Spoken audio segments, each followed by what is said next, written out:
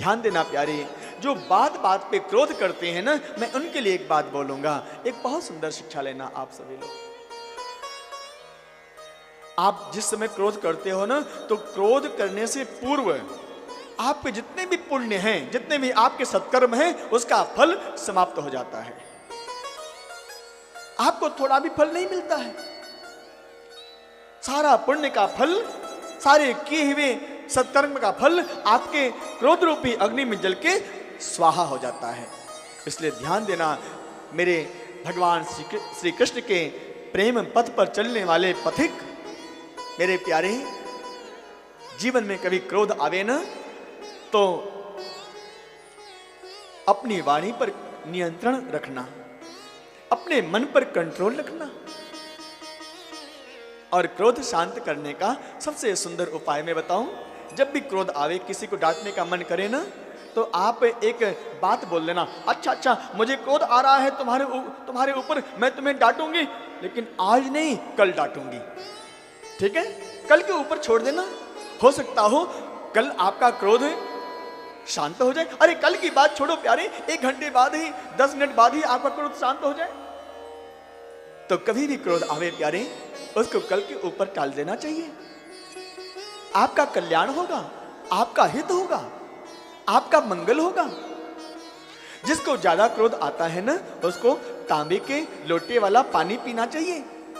यदि सामर्थ्य है तो चांदी के गिलास वाला, चांदी के पात्र में रखा हुआ जल पीना चाहिए। क्रोध नहीं आएगा, क्रोध शांत हो जाएगा। चांदी क्या होता है ना, चंद्रमा का प्रतीक होता है।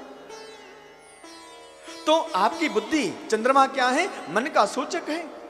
चंद्रमा मनसो जायते, आपकी बुद्धि जहां से आपको क्रोध आता है ना, वहां से वह चांदी में रखा हुआ जल जो अब आप पिएंगे, वह शांत कर देगा। शंख वाला जल भी आप लोग पी सकते हैं, जिसको क्रोध ज्यादा आता है। हाँ, जो अपने बच्चों को आपको बताया गया है बच्चों को पीने के लिए, आप भी पी सकते हैं। विशेष रूप से देखो, सभी मातृशक्ति, सभी अपने अपने पति की पत्नियां बहुत खुश हो रही हैं। हाँ महाराज जी, आपने ठीक बता दिया। हमारे पति बहुत गुस्सा करते हैं, और पति यदि गुस्सा करते हैं, मान लो उसकी क्वांटिटी यदि पूछा जाए तो मेरी भाषा में, अब हम तो ऐसे हैं जी, मान लो पति को गुस्सा आता है 4 किलो। कितना गुस्सा आया? 4 kg, 4 किलो। तो पत्नी को गुस्सा कितना आता है? उसका कम से कम 4 गुना अधिक तो आएगा ही आएगा है? इसलिए पत्नी बड़ी, गुरुजी आपने अच्छा बता दिया, अब मैं ऐसे ही करूंगी, पहले पति को पानी पिलाऊंगी और पानी पिला पिला के डांटूंगी उसको। आज नहीं कल डांटूंगी। जब भी क्रोध आवेगा तो आज नहीं बल्कि कल डांटेंगे उनको। क्रोध शांत करने का बहुत सुंदर उपाय है प्यारे। भगवान के नाम का स्मरण करो, भगवान के मंगल में श्री चरणारविंद को अपने मस्तक पर धारण करो। ये जो तिलक लगाते हैं हम लोग ना, ये तिलक क्या है? भगवान का मंगल में चरणारविंद है। ये दोनों सफेद जो है ना, सफेद चंदन, ये भगवान श्री हरि का श्री चरण कमल है। बीच में जो लाल लाल है ना, ये श्री जी हैं, साक्षात श्यामा जी हैं, श्री लक्ष्मी जी हैं। और नीचे जो दिखाई पड़ रहा है ना, नीचे लंबा सा, ये सिंहासन है। अर्थात सिंहासन पर हम भगवान नारायण के मंगल में चरणारविंद को विराजमान करते हैं। ये देख रहे हो, ये है सिंहासन, ये और ये दोनों चरण कमल है, बीच में श्री जी हैं। तिलक लगाया करो प्यारे, क्रोध नहीं आएगा।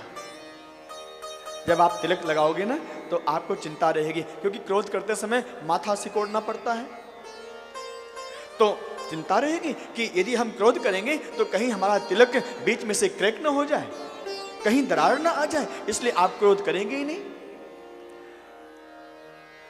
इसलिए तिलक आप सभी लोग अवश्य लगाया करो। यही परम वैष्णव की निशानी है, परम भागवत की निशानी है। जैसे विवाह करने के बाद एक धर्मपत्नी अपने पति की निशानी को अपने मस्तक पर धारण करती है, मांग में धारण करती है, उसी तरह से हम सभी श्री भागवत, परम भागवत जो होते हैं वो भी अपने भगवान की निशानी, भगवान का यह तिलक स्वरूप अपने मस्तक पर धारण करते हैं प्यारे। यही मेरे भगवान की निशानी है, यही मेरे भगवान का बहुत सुंदर स्वरूप है प्यारे। भगवान के मंगल में चरणारविंद यही मेरे मस्तक पर विराजमान रहता है।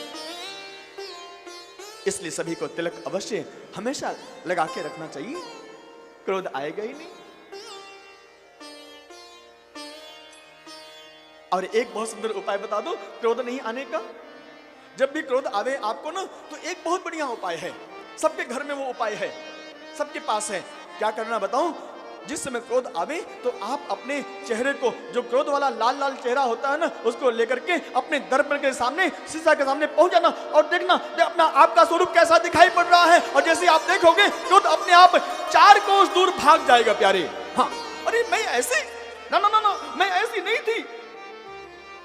कभी क्रोध करते हुए देखना अपने मुंह को, अपने चेहरे को शीशा में, दर्पण में, कितना विभत्स लगता है प्यारे।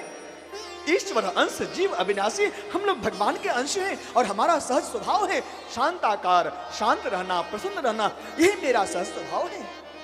इसलिए ध्यान देना, क्रोध बिल्कुल भी नहीं करना चाहिए।